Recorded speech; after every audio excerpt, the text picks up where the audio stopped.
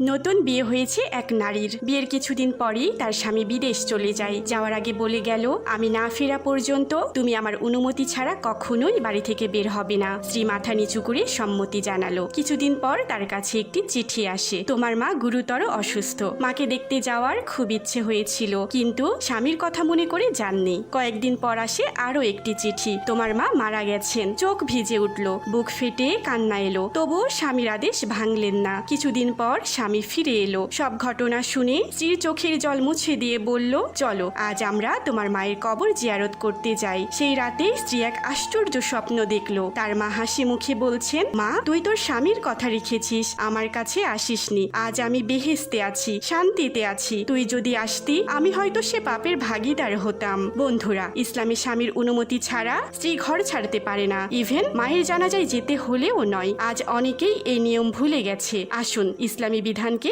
সম্মান করি। আল্লাহর সন্তুষ্টি আমাদের সবার লক্ষ্য হোক।